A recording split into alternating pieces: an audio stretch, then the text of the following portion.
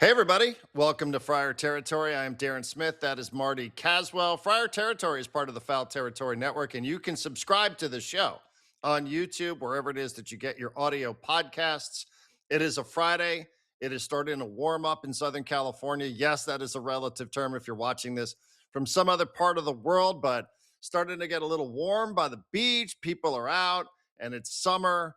Padres are on the road.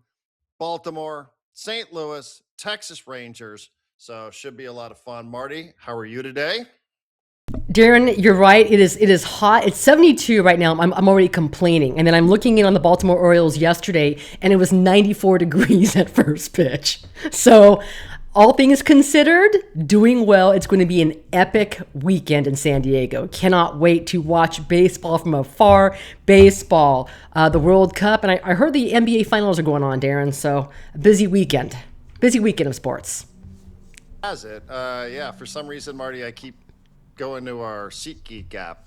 Jump into that promo real quick on this show today. Oh, yes. Keep jumping into the SeatGeek app just to take a peek at how things are progressing with said NBA Finals. But yeah, you're right. And, I also bring up the summer, not just because, it's like, hey, let's make some small talk here. Mm-hmm. But, usually, especially for a team that is struggling, Marty, and searching for some sort of answers, sometimes what you hear is, well, once we get into the summer months, right? Traditionally, this is when numbers will go up. They certainly can't go down. Right. Although I should probably not say that. But usually you think, okay, like the humidity, the way the ball travels, less marine layer, etc. Sometimes guys like playing in warmer weather.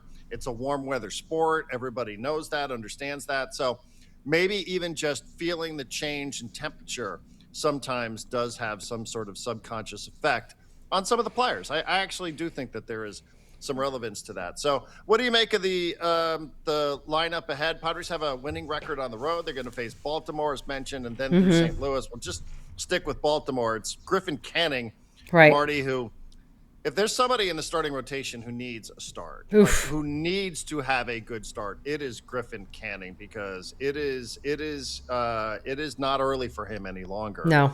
Officially 0-4 with an ERA 6+, and we started the season pretty much start by start questioning German Marquez, questioning Walker Buehler, and saying if these guys don't get results by the end of April, Right. then guess what? Griffin Canning's lurking around the corner, and Lucas Giolito might. Feels like Griffin Canning, there's got to be something coming from him at some point. Orioles under 500, although that's different. The American League is just a different. It's bad. Different league than the National League. Yeah. But yeah, I mean, I guess we could start with the first game of the series. Like Canning's got to get it going here. It's not just Griffin Canning, it's Lucas Giolito, and we can hear from him later on in the show, because in his last start as well, Darren, he said, listen, you can no longer say that it's early in the process, but at this point, I've gotten enough work in, I've had enough starts. You need to see better. Canning, Vasquez, Buehler. Those are your three this weekend versus the Baltimore Orioles. And listen, Michael King was better in his last start, but he wasn't great. He wasn't the Michael King that they need him to be. There are a ton of questions around this Padres rotation. A ton. The same issue that we had out in spring training. I don't think the Padres have answered any of those questions. And as things stand here on June 12th, Darren, we have really no clear indication of when or if Musgrove and Pivetta are back either. Right. And on that point, Marty, because we'll talk a little bit as we're recording on a Friday morning, I did listen to A.J. Preller, the president of baseball operations for the Padres. He was on the Ben and Wood show on the Padres flagship radio station, and he was asked specifically for some injury updates. He provided them. He said that Cronenworth, you saw him, so yes. I think we've already covered that. But specifically about Musgrove and Pivetta, he did say at this point, July is when they're going to, they're doing some light toss catch kind of things, but they are not going to ramp up any sort of baseball activity until July for both Musgrove and Pivetta specifically. Wow. And then even then, Marty, he sort of suggested, listen, and then we won't know because the injuries that these guys have, July is going to be the earliest. That's the next time we're going to see where they're at and evaluate if we're ready to take the next step and move forward. But even then, we're not really going to know until we get them into some sort of rhythm where they're pitching every 5 days. Right. So, it just sounds like it's a long ways away. Like if July is the next point on the calendar where you're going to start evaluating where they are, then it sounds like it's not July. These guys are going to be pitching in the big leagues. September. Didn't sound that way to me.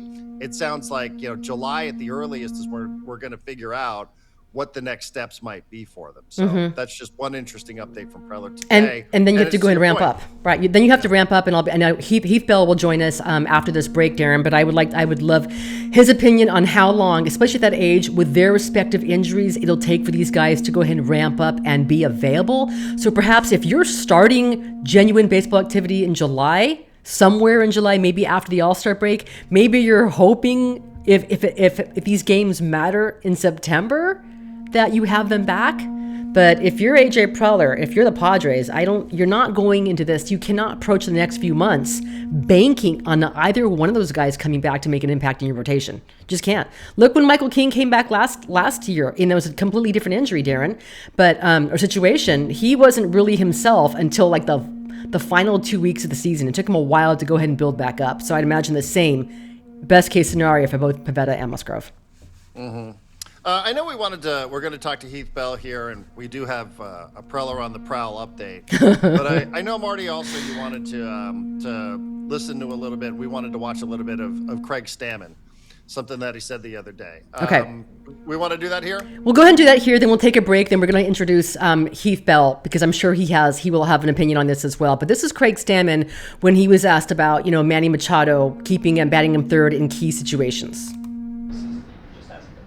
Yeah, and I'll put Manny in those situations tomorrow, the next day, the day after that, the rest of the season. Yeah, I trust him more. I trust all of our guys, but I would put him in that situation over many, many, many others. And I'm sure other managers would do the same thing on their team. But for me personally, nobody would rather have to play. Yeah, that got a little bit of run. There's an interesting story in the Union Tribune. Manny Machado is quoted. This is the quote. "Just say I suck. You don't need to say it's this and this and this. No, it's just that my numbers suck." Marty, do you want to say that Manny Machado sucks? Is that your analysis? I mean, it's Manny's wishes now. So he's listen. People have been screaming for accountability. He's been taking accountability. He's not saying, "Oh man, he actually has been saying it's going to turn around when things are done." But no, he's saying the right things. He is off to the worst start of his entire major league career. The remarkable thing is he is still leading this team in home runs and RBI. But you talked about this in the last Friar Territory, like how many big moments does Tatis have? Has he carried this team? Has he been clutch? And the answer is no. And the same thing goes for Manny Machado. He has not been good for the Padres this season. No, I know. I mean, it's really an interesting story too. I know I'm just sort of recommending everybody else's, but like this, the reporting that's really good there in Kevin Acey's own confusing method is that Manny sought out external opinion, Marty, and went and worked with one of these hitting coaches. Now you and I on a different, I have to read this for those that are listening. Manny, I'll set this up real quick for the podcast listeners. So Manny went out there and essentially went to go find one of these swing coaches. Richard Shank. Shank. Had a conversation on a different platform with Bob Scanlon, because we were talking about the Padres hitting coaches, and he goes, "Well, is it the Padres hitting coaches, or sometimes is it external hitting coaches? Right. Like, who are they listening to?" And I was thinking about that while I was reading the story from Kevin Acey. Yeah, I don't know the name Richard Shank. Richard Shank, he's a hitting guru. He works with Aaron Judge, Ian Happ, according to his bio. And it certainly sounds like whatever it was that was done has somehow put Manny in a bad spot. Like that's kind of the gist of the story here, even though Manny doesn't want to blame this guy. But put that up so I can read it for the podcast. I'm sorry. Then we'll take a break. I know. Sorry about that. Droning on here. Just to set it up, this is one of the lines from the Kevin Acey story. To understand how both can be true, Manny is trying to undo what he did, but what he was doing was not the problem. It is important to understand in the major leagues, hitting in the major leagues can be complicated on a level that maybe only a surgeon performing a carotid endarterectomy on a rowboat can relate to. It is helpful to view his explanation in light of Manny's desire to keep things simple. Carotid endarterectomy. Yes. Ectomy. Yeah, Thank goodness we have. whatever. I'm glad we have Heath Bell coming up because I'm sure he can break that down. He knows what that means, right? Yes. That's why we're bringing on Heath. I'm sure. I think Heath and Manny have a lot in common because I've heard Heath talk about analytics the way we recently heard Manny talk about Yes. analytics. And maybe, Marty, this is part of what Manny was talking about, is that it wasn't about necessarily the scoreboard at Petco Park, but maybe it had to do with some of the things that he experienced in this offseason with this coach. Right. That just, it just didn't click for him.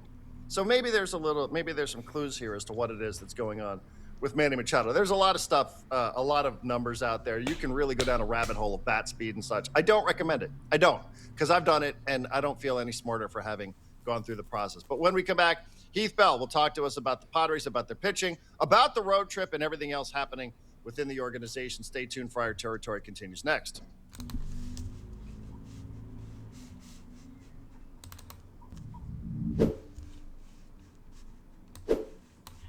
All right, Marty. Well, I was not kidding earlier. As you know, I do have a flight booked, but what I do not have is I do not have tickets to go to the NBA Finals. But I am scrolling SeatGeek, and I've been checking out different seats in San Antonio. One of two things is going to happen. I'm either going to go to the NBA Finals or I'm going to go watch the San Antonio Missions play. So either way, SeatGeek has got me covered. Whether it's the NBA Finals this summer, you want to go to a big league ball game, Major League Baseball games, you can find all the tickets that you're looking for on SeatGeek. The World Cup, it is here. It is over the next month plus. So SeatGeek has you covered. Download that app and start finding the tickets for the events that you're looking for today.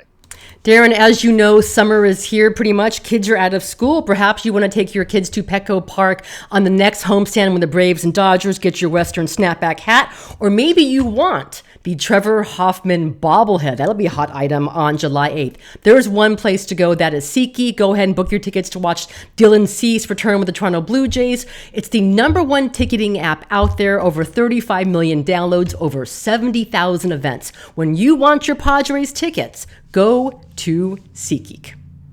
Yeah, I mean, I have it right here open on my phone because I'm just waiting for some tickets that'll make a little bit of sense. And every dollar counts, right? Especially when you're thinking about some of these items. So we have a code for you. Of course we have a code for you. Use the code Territory10, 10% off the next set of tickets at SeatGeek, 10% off any tickets, promo code Territory10. Click the link. It'll be in the description. Download the app. Have that code automatically added to your account. You can use it later. 10% off your next SeatGeek order.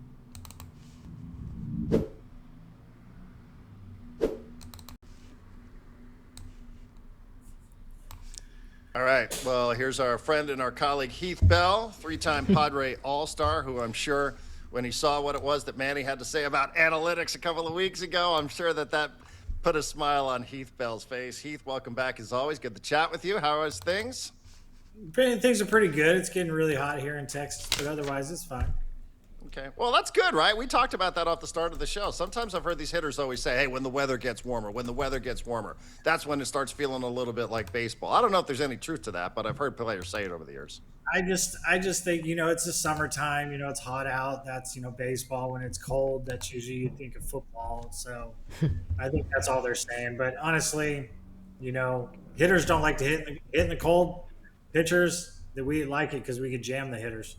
Right. So it'll hurt. Heath, what did you think of what Manny had to say recently? Because, I don't want to say that you're two peas in a pod, but I'm sure you saw what it was that Manny had to say a week ago. Here's the thing. I think Manny's just kind of complaining right now, but also here's the thing. I believe what Manny's saying. I think everybody is so worried about this stat, even the stat he was like, WW, blah, blah, CCBBBBB. It's basically how good the pitcher is if there's no defense. Well, are we playing banana ball or are we playing Major League Baseball? Because in banana ball, in the extra innings, you have one defense, and then I think it's the 11th or 12th inning it's just the pitcher, catcher, and the batter. So it's all these stats that I think guys are getting overly, 82%, he throws this, 80 with this, or, remember in Tampa years ago, 10 so years ago, they're all like, well, if you throw your breaking ball first, doesn't matter if it's a ball or a strike, you'll have better, your ERA will be lower. Well, if it's a strike? No, if you just throw it. So I could just bounce it. Yep. That doesn't make any sense to me. So I just don't think all these numbers could be good for maybe coaches, but we don't need to tell all the players every single stat. I mean, because here's the one stat that nobody talks about. Why do some players, and I know they have numbers of this because they had it when I was there, play really well during the day, and some players play well at night? Some players do really well on turf, some do really well on grass. But we don't want to talk about that because that's an old stat. Everybody's got to make up new stats and be, cool and get all these new clicks online and all that stuff. If a player could have it their way, would they prefer to have none of their stats up on the board when they get to the plate? How much of it's in their heads? Honestly, I think most players don't look at the board. And if you're looking at the board for miles per hour, Manny does. That's all you care about instead of just trying to produce that pitch or that at bat. And I remember there was some times that, like say Manny's going through this struggle, they wouldn't put the batting average up there. They'd put something else up there just so people don't see it and not be like, oh yeah, Manny's doing horrible, this and that. So why not put it up? I mean, put it up, it's your hometown. Do it. Try to help Manny out any way possible. I mean, a couple years ago, Turner went to Philadelphia, and all the fans got together and wrote something in the paper that let's stand up and cheer. And then they stood up and cheer, and then he finally started getting hot, and started doing well. And that was the fans trying to help. I don't think Turner felt any better that, he always knew, he wanted to do really well for the Philadelphia Phillies and their fans, but, anything helps really. So, whoever's running the scoreboard at Petco, maybe not put Manny's stat up there. By the way, doing some digging, I think I am told that some of the nerdy numbers that are up there that he was complaining about, that's courtesy of Baseball Ops that chooses those numbers. So they want certain, so they want coming from inside of the house. That's I think some of those numbers that are up there, those that we didn't understand, the WWCC BBBB, that's Baseball Ops. Well, like I'll give you this, and I heard you guys talking about Tatis hitting and all that stuff. Why don't hitters listen to the people that, the hitting coach or whoever they were listening to before they became a big star, when they were in the minor leagues, before you just got up? Now you're trying to find this hitting coach and that hitting coach, this. That's why people get messed up, because you got here because you were that good. And now you're starting to listen to somebody else and you're doing this bad. So think about that. I mean, Manny is a little bit different because when you start getting into the mid-30s, right, things start slowing down and you have to adjust. And if you don't adjust to, because you can't play the way you used to in your 20s, you have to change your hitting style. I mean, Cal Ripken Jr. was great at this. His bat, he was up here, held his hands. Sometimes he pat him down here. Sometimes, he wiggled around. Sometimes he rested on his shoulder. It was all how he was feeling or how the years were going, and he made adjustments. And baseball is about a game of adjustments. So I think that's what Manny has to do, is make adjustments. And I do believe if he was batting 5 or 6, he would be better. So, okay, let's go ahead and start right there, because you heard what Craig Stammen was asked. Why do you bat Manny Machado third? Consistently, he's been third or fourth this season, right, Darren? And I would point to, at least in that situation, number one, Xander Bogaerts was on paternity list. I think he's back.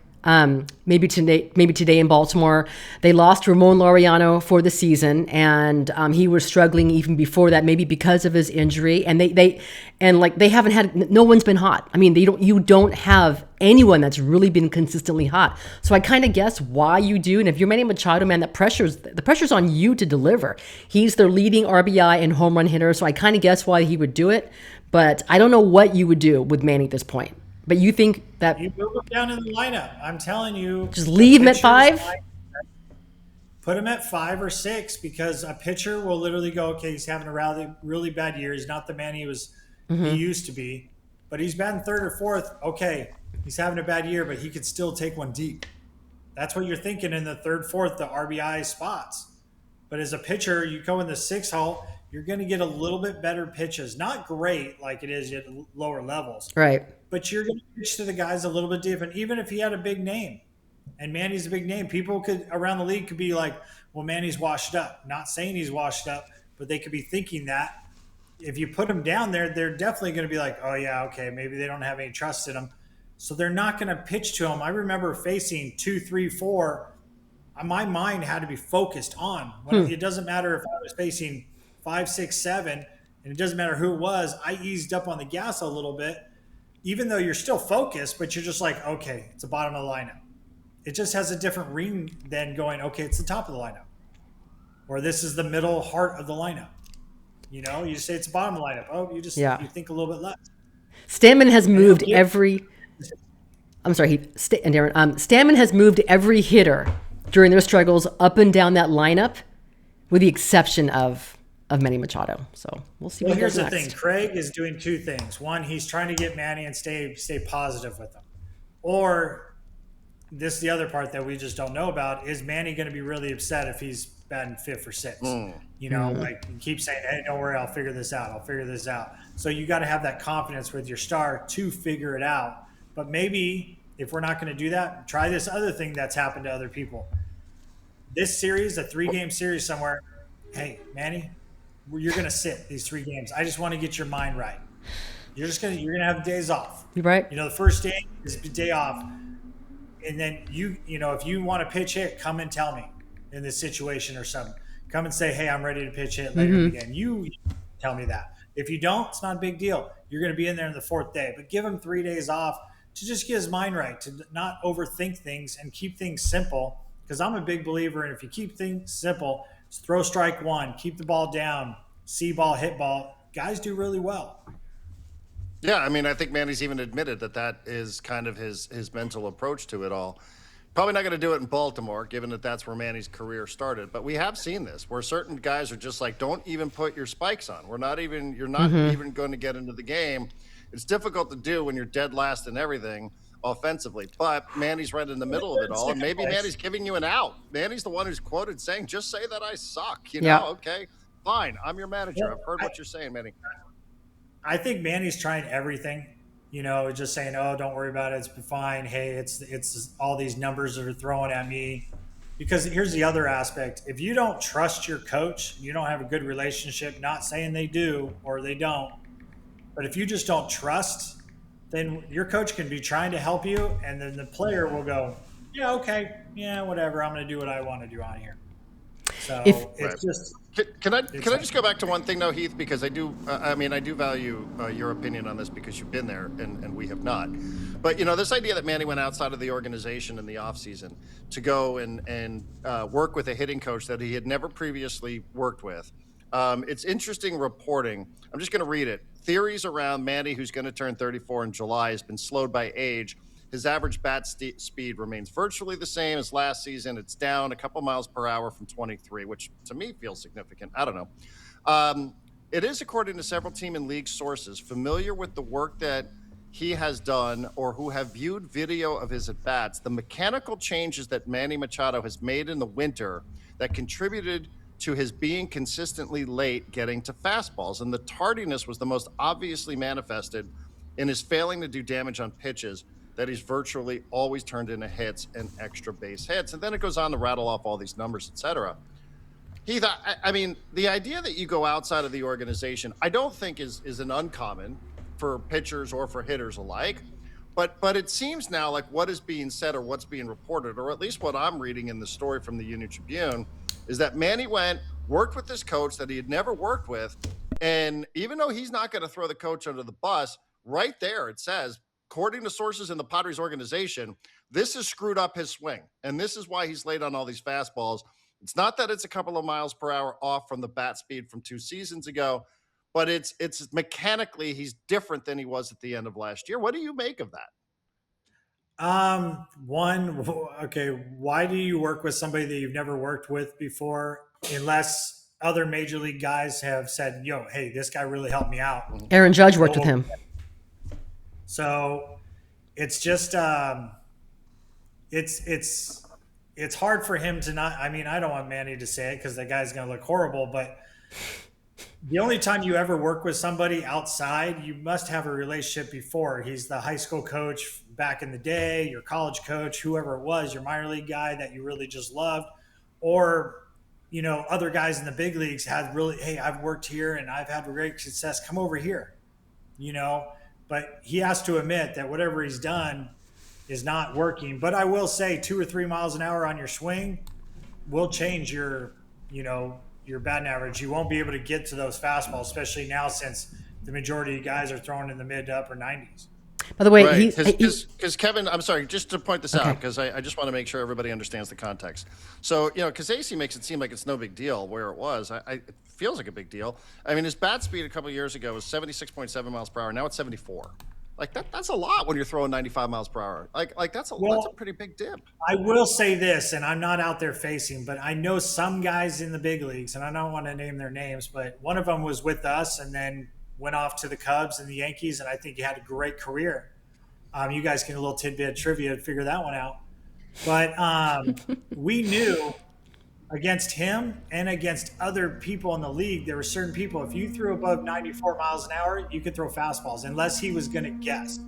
If he was going to guess fastball and he guessed right, otherwise you threw 95 plus, he was never going to touch your fastball if he was just trying to see it and react. But unless he guessed a pitch. So maybe Manny's in that situation right now, or maybe he's guessing every pitch, and it almost looks like to me he was guessing. The last couple times I've seen him, he's just thinking it's a fastball and it's a breaking ball. It's a breaking ball and it's a fastball. So unless he just that's where I think give him a couple days off, let him clear his head, let him go back out there, and I think he'll be the Manny of old that we've had.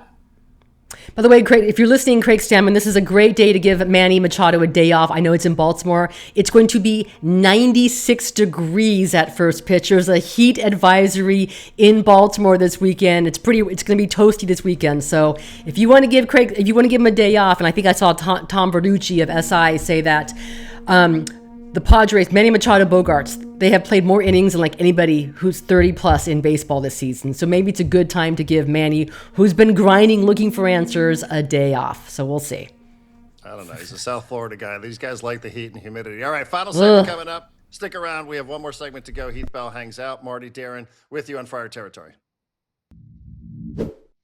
This episode is brought to you by FanDuel. Baseball fans, the MLB season is in full swing, and FanDuel is giving you a chance to call your shot with daily dingers. Joining the action is easy.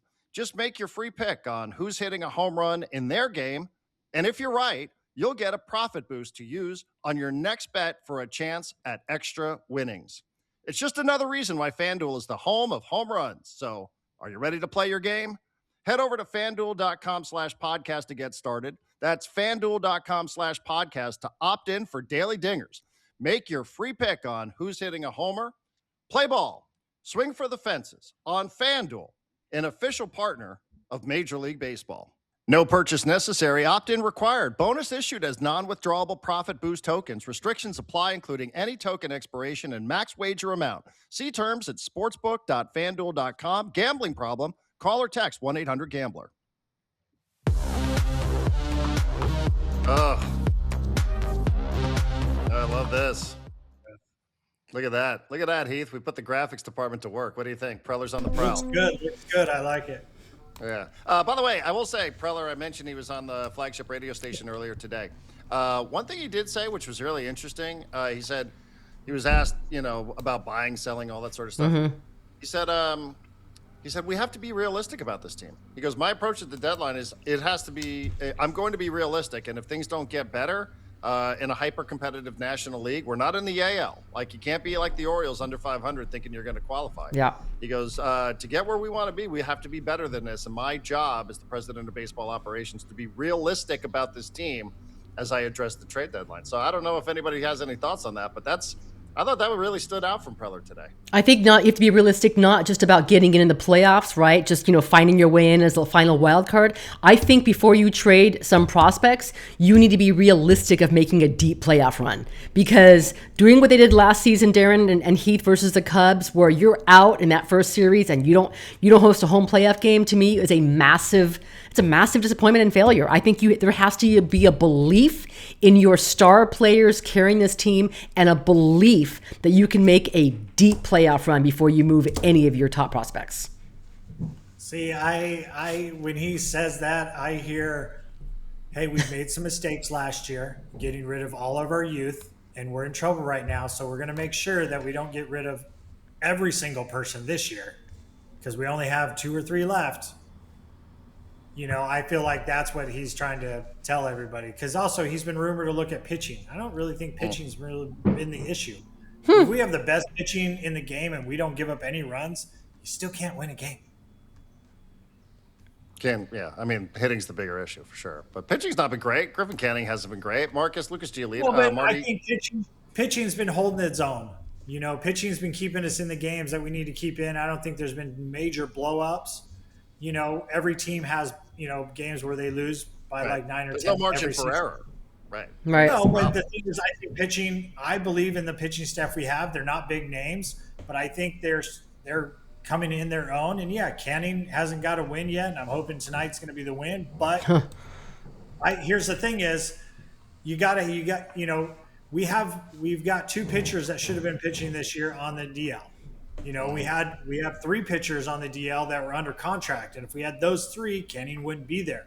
So we're kind of holding the own, but you have to realize, were you going all in on these 3 guys this year, and then Darvish got hurt, then Musgrove couldn't come, and then Nick got hurt, and it's like, okay, but is that your big issue? Your big issue is you're not scoring any runs, you're not hitting, you're last in that. Pitching is holding their own with everybody else in the league. Yeah, they're not the best, but they're holding their own. So I gave the props to the starters and the relievers. Mm-hmm. Yeah, no, I think it's a fair point. And Marty, you had a chance to talk Lucas Giolito. Yes, here's just a quick clip after his last start. That's far behind us now. It's time to perform and do well for this club. So that's going to be my goal.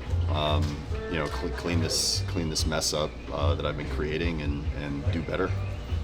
You've had a lot of success throughout your career. Have you had a stretch like this where the command is just mechanically missing for a while? Years ago.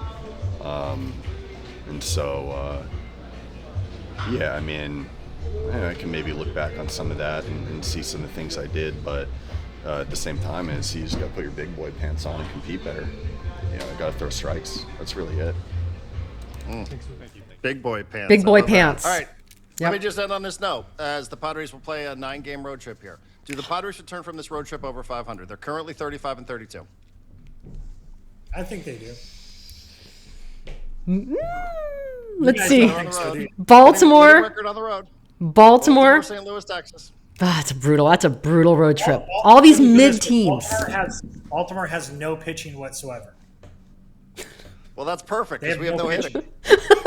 Yeah, so what I'm saying is, in theory, we should hit the guys that aren't very good. Okay. Right. In theory, I'm going to say yes because the Padres just seem they are a better offensive team when they're on the road. I believe that. So perhaps the Baltimore boys, Gavin Sheets and Jackson Merrill, and also, of course, Manny Machado will benefit from this road trip. And we heard what Manny had to say about Tatis after his walk-off home run. He's trending, guys. Didn't you know? Fernando Tatis Jr. is trending. Hopefully, they will unleash some of those bats. Well, at least he's got really good sayings this year. Yes. Maybe get rid of the sayings for hitting the ball. He's a quote machine. All right. What a good week, everybody. Thank you very much. For Marty Caswell, Heath Bell, I am Darren Smith. Thank you for your support of Friar Territory, and we'll talk to you next time. See you later, guys. Bye.